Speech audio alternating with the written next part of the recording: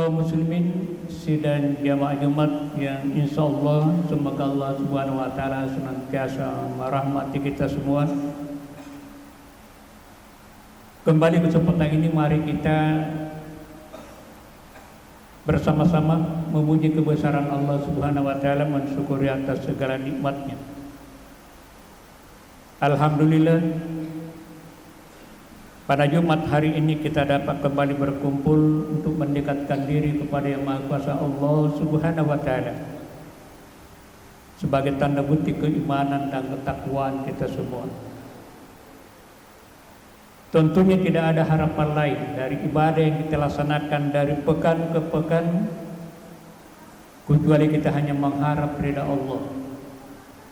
Semoga ibadah yang kita kerjakan ini mempunyai nilai tambah bagi kita semua dan dapat mengurangi dosa-dosa kecil kita antara sepekan dengan pekan berikutnya insyaallah. Nabi kita Rasulullah Muhammad SAW sebagai Nabi menjadi panutan dan idola kita. Mari kita semua mendoakan beliau bersama keluarga, segenap sahabat dan pengikutnya, semoga keselamatan tetap tercurah kepadanya. Kaum muslimin sidang jamaah Jumat yang kami muliakan, pada kesempatan ini kita akan sama-sama membicarakan atau mengangkat dengan tema kewajiban bertaubat. Berbicara menyangkut masalah taubat, bapak-bapak dan saudara-saudara, sangat kita pahami, sangat kita mengerti. Yang menjadi persoalan bagi kita semua, sampai sejauh mana untuk mengevaluasi diri dan kapan saatnya kita harus bertaubat.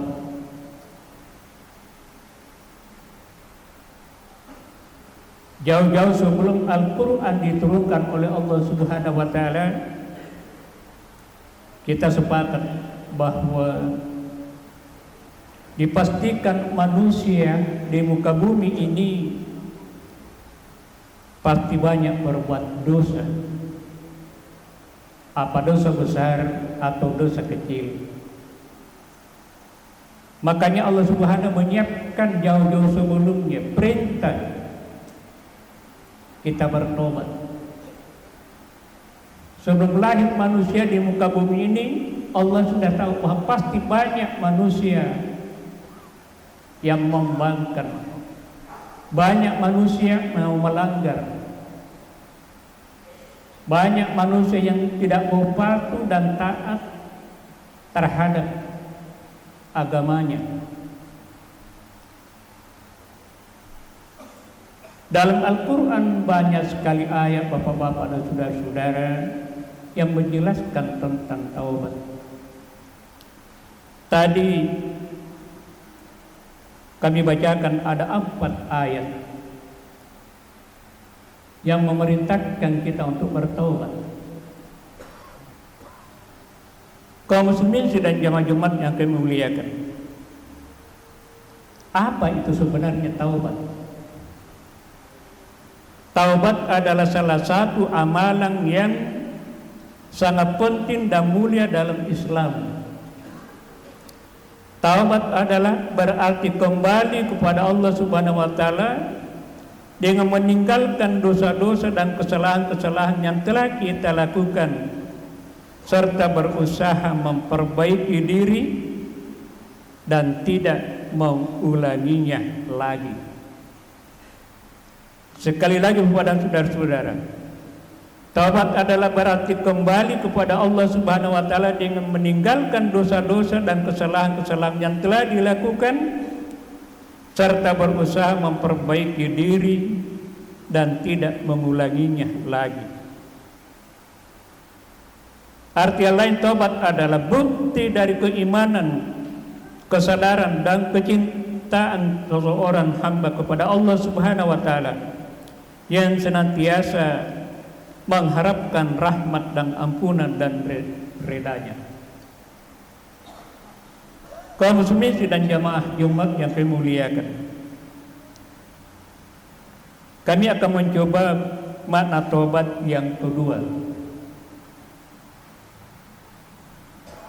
Taubat adalah berarti kembali kepada Allah Subhanahu wa taala, meninggalkan dosa-dosa dan kesalahan-kesalahan yang telah dilakukannya. Ini yang jadi persoalan Bapak dan saudara-saudara. Selama hidup kita ini pasti kita pernah berbuat dosa, apa dosa kecil atau dosa besar. Ada yang mengatakan yang perlu kita taubat hanya dosa besar, dosa kecil tidak perlu. Kalau menurut saya, mudah-mudahan tidak salah paham, namanya dosa, apa dosa besar atau dosa kecil, kedua-duanya kita diharapkan oleh Allah untuk kita bertobat. Walaupun namanya dosa kecil, tapi berulang-ulang, dari hari ke hari, dari pekan ke pekan, dari bulan ke bulan, dari tahun ke tahun, dari tempat ini ke tempat ini, dari jabatan ini ke jabatan itu. Kalau ada pelanggaran yang kita tahu bahwa itu bukan hak kita,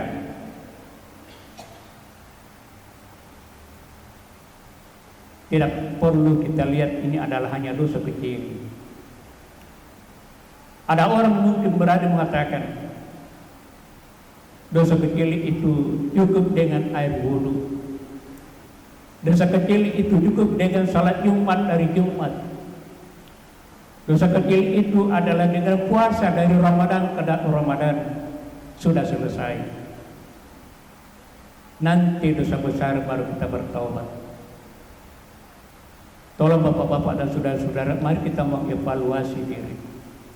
Boleh jadi kita tidak pernah berbuat dosa besar,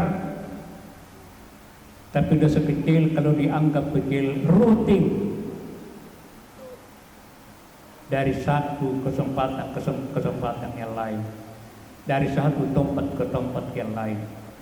Tidak usah kami menyampaikan perbuatan-perbuatan dosa yang kita lakukan. Ada dosa yang kita lakukan memang melanggar aturan agama kita. Ada dosa yang kita lakukan karena tidak mau melaksanakan perintah Allah. Salah satu contoh, orang berdosa besar karena dia tidak mengerjakan ibadah sholat. Dengan sengaja dia tidak mengerjakan ibadah sholat. Dengan sengaja tidak mau mengeluarkan zakat, infak dan sedekah yang Allah berikan kepadanya. Dia tahu bahwa rezeki yang kami miliki ini adalah pemberian Allah, aturan agama. Al-Quran banyak sekali menjelaskan kalau ada rezeki yang Allah berikan kepadamu dan cukup nisak dan haulnya, apa berupa emas, apa berupa uang, apa berupa hasil pertanian, peternakan, kalau sudah sampai waktunya nisab dan tidak ada alasan untuk tidak mengeluarkan. Tapi ada orang yang dengan sengaja sembunyi-sembunyi, dia tidak mau memperlihatkan dirinya bahwa punya rezeki yang Allah berikan oleh Allah. Dan orang yang memiliki harta yang seperti ini, cukup pendapatan dan penghasilan yang seharusnya dia harus keluarkan, apakah ini tidak termasuk golongan orang yang berdosa? Dengan sengaja membangkang perintah Allah Subhanahu wa ta'ala. Belum kita bicara menyangkut masalah perbuatan-perbuatan maksiat, karena mungkin ada orang mengatakan hanya dosa besar perbuatan maksiat saja yang perlu kita bertaubat. Kalau hanya kita melanggar perintah Allah dan Rasulnya, tidak mengerjakan sholat dengan sengaja, tidak mengeluarkan zakat dengan sengaja, padahal cukup waktu, cukup nisab dan waktunya harus keluarkan, tapi dengan sengaja dia tidak mau berbuat. Ini semua perlu kita evaluasi bapak-bapak dan saudara-saudara. Kenapa kita mesti wajib bertaubat? Apa yang menjadi alasan kita harus wajib bertaubat dari perbuatan yang kita menganggap ini adalah suatu pelanggaran, membangkang dari perintah Allah dan Rasulnya, dengan sengaja melaksanakan larangan Allah? Alasan kita kenapa wajib bertobat adalah agar kesalahan dihapuskan oleh Allah Subhanahu wa taala dan dosa-dosa kita diampunkan. Mudah-mudahan kesalahan-kesalahan itu dihapus oleh Allah dan kita diampuni oleh Allah. Hidup ini bukan hanya di dunia, bapak-bapak dan saudara-saudara. Masih ada hidup sesudah dunia ini, dan ini yang kemungkinan banyak orang berani melanggar, Pak, karena kurang yakin dan percaya bahwa ada hari akhirat. Kurang yakin dan percaya bahwa masih ada hidup sesudah mati. Sampai banyak orang yang berani berbuat dosa. Dan malah orang yang mengatakan nanti di sana kita ketemu. Makanya bapak-bapak, mari kita saling mengevaluasi diri. Kaum muslimin dan jemaah Jumat yang sama kami muliakan. Dan apa tujuan kita harus bertobat? Tidak ada lain adalah agar kita ini selamat, agar kita ini bahagia, agar kita ini mendapat ketenangan dalam kehidupan baik dunia, lebih-lebih untuk akhirat kita. Bukan untuk Allah, tapi untuk kita bapak-bapak dan saudara-saudara. Tapi banyak orang yang kadang-kadang tidak mau bertobat. Karena apa? Kalau saya bertobat sekarang, ya sepertinya saya mengikat diri saya sendiri. Untung sekarang ada kesempatan. Kalau kita mau bertobat, bagaimana? Kesempatan itu kita sia-siakan. Dia tidak tahu bahwa hidup ini kita tidak tahu akan berakhir.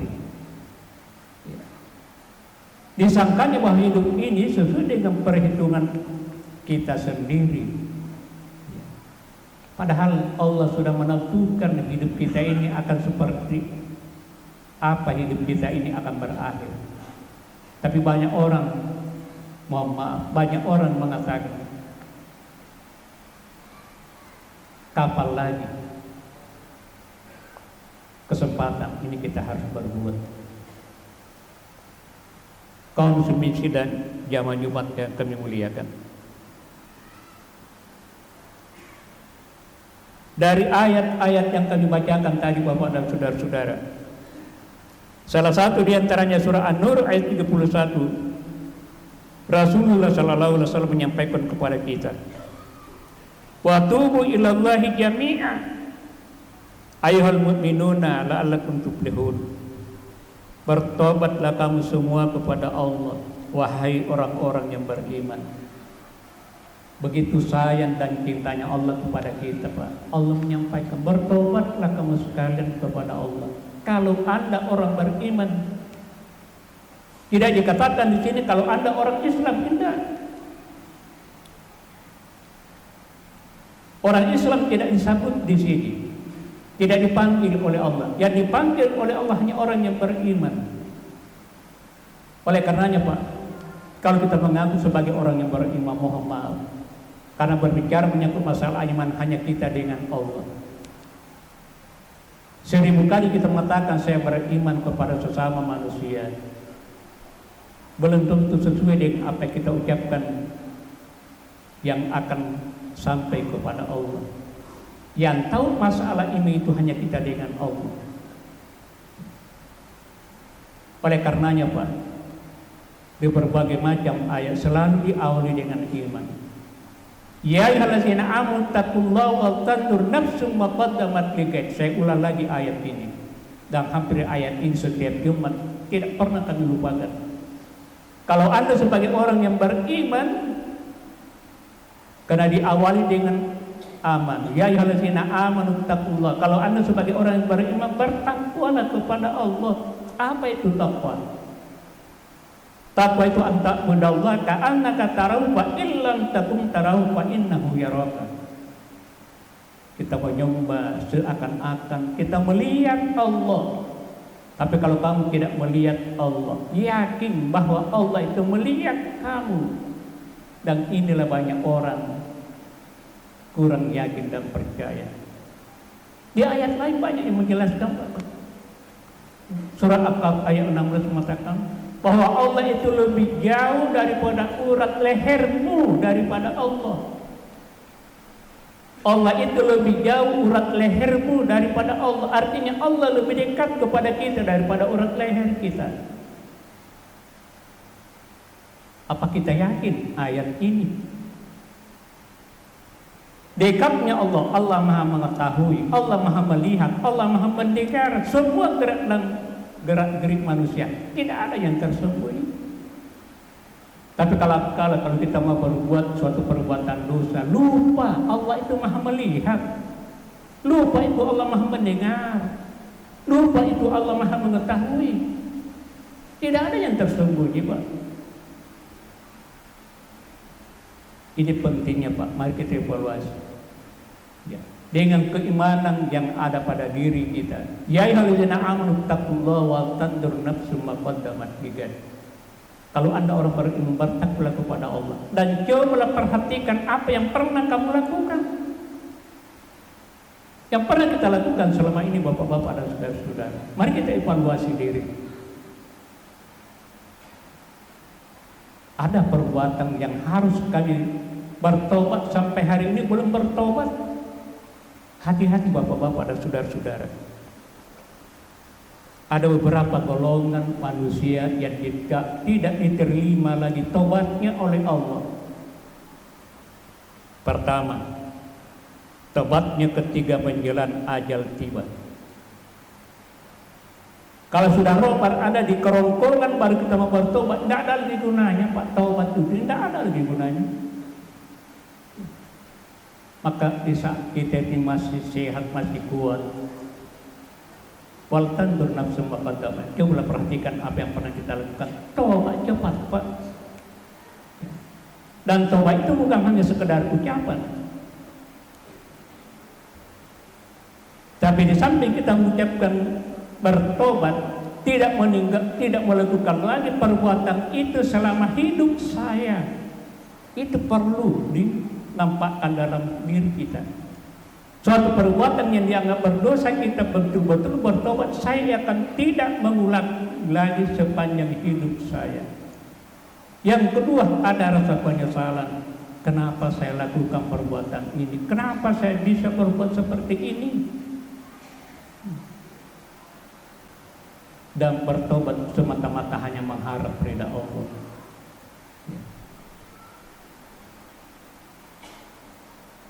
Kembali yang pertama, yang tidak diterima taubatnya adalah orang yang menjelang kematian sampai rohnya sudah ada di kerongkongan menjelang ajalnya tiba. Ini dijelaskan dalam surah Yunus ayat 90. Yang kedua, taubat yang tidak diterima oleh Allah Subhanahu wa taala, taubatnya orang syirik. Ini tergolong ke dalam dosa besar yang tidak diampuni oleh Allah Subhanahu wa taala. Orang syirik beda dengan orang syirik dengan kafir. Kafir artinya orang yang bukan muslim. Ini orang muslim tapi menduakan Allah. Masih ada Tuhan yang disembah selain Allah. Masih ada makhluk-makhluk Allah yang mempunyai kekuatan gaib sama dengan Allah, dia sembah. Andai kata bukan kayu ini, andai kata bukan batu-batu ini, andai kata bukan besi ini, andai bukan cincin ini, dan lain-lain. Hati-hati, Pak. Dosa tidak akan diampuni oleh Allah. Orang yang syirik. Ini dijelaskan dalam Al-Quran surah An-Nisa ayat 48. Saya tidak akan bisa sebut semuanya ayat. Yang ketiga adalah dosa taubat ketika matahari terbit dari arah barat. Jadi taubat ketika matahari terbit dari arah barat tidak mungkin akan diterima lagi taubat kita. Ini dijelaskan dalam surah Al-An'am ayat 158. Sebelum sampai ketiga hal ini Bapak-bapak dan saudara, mari kita ajak diri kita. Di saat kita masih normal, pikiran normal, badan sehat, ya penglihatan dan pendengar normal, tenaga kita masih kuat. Mari kita evaluasi diri. Kalau tidak bisa tobat total, saya katakan tobat total seluruh dari yang dianggap berdosa. Tobat sedikit-sedikitlah. Kalau tidak bisa kita tobat dari A sampai Z, dari sekian banyak pelanggaran kita, dari sekian banyak penyimpangan kita Bapak-bapak dan saudara-saudara, saya tidak salah barangkali kalau saya katakan, mari kita mencicil tobat itu. Kalau tidak bisa kita tobat secara keseluruhan, walaupun tidak ada perintah seperti itu. Tapi kalau kita sepakat, tolong Pak, mari kita taubat nasuha. Taubat yang murni. Memang sengaja kita tidak bertobat dan tidak akan berbuat lagi sepanjang hidup dari perbuatan itu. Kembalilah kepada Allah. Namanya taubat adalah kembali kepada Allah, kembali jalan yang diridai oleh Allah. Semua yang selama ini yang kita tidak lakukan, yang harus dilakukan, mari kita kerjakan. Selama ini suatu larangan dan kita laksanakan, mari kita tinggalkan. Saya ajak ini Pak, bukan saya menyuruh, tapi saya ajak, mari bersama dengan saya. Saya sampaikan ini tidak berarti saya bebas ya, dari dosa. Boleh jadi mungkin saya lebih besar dosa saya daripada bapak-bapak semuanya. Tapi ini adalah waktu dan momentum sama-sama kita evaluasi diri. Semoga saja dengan dosa-dosa yang kita lakukan dari hari ke hari, dari bulan ke bulan, dari tahun ke tahun, tidak bertambah terus. Karena kita lebih banyak takut kepada pimpinan, kepada atasan, kepada pengawas. Manusia saja takut kepada KPK, tapi tidak takut kepada Allah. Dan inilah bahayanya itu sebagai orang yang beriman. Demikian, mudah-mudahan ada manfaatnya.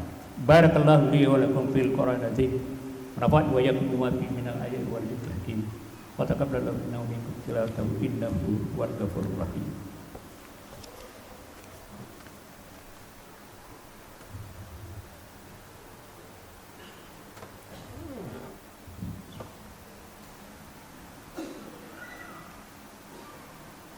Alhamdulillahillazi halaqal insana fi ahsani taqwim wa ja'ala khalifatan fil ardh.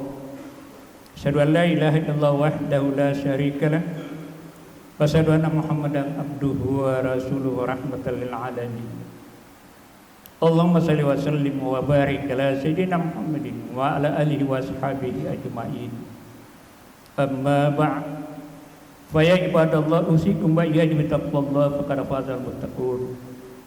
Wa'lamu anna Allah ta'ala sallallahu ala qadiman fa qala ta'ala inna Allah wa malaikatahu yusholluna 'alan nabi ya ayyuhallazina amanu shallu 'alaihi wa sallimu taslima. Allahumma shalli 'ala Muhammadin wa 'ala ali Muhammad kama shallaita 'ala Ibrahim wa 'ala Ibrahim wa barik 'ala Muhammad wa 'ala Muhammad kama barakta 'ala Ibrahim wa 'ala Ibrahim fil 'alamin innakal Hamidum Majid. Allahumma ighfirlil muslimin wal muslimat wal mu'minin wal mu'minat alaihim wal amwat wa ya qadil hajat. Allahumma iftah lana hikmataka wa ansur alaina rahmataka min hazani rahmatika ya arhamar rahimin. Allahumma arinal haqqa haqqa warzuqna ittiba'a wa arinal batila batil warzuqna ijtinaba. Rabbana atina min ladunka rahmatan wa lana min amrina rasada. Rabbana zalamna anfusana wa illam taghfir lana wa tarhamna lanakunanna minal khasirin. Rabbana atina fid dunya hasanah wa fil akhirati hasanah wa qina azabannar. Ibadallah, innallaha ya'muru bil adli wal ihsan wa ita'i qurba wa yanha 'anil fahsya'i wal munkar wal baghi ya'idukum la'allakum tadhakkarun. Wa la dzikrullahi akbar.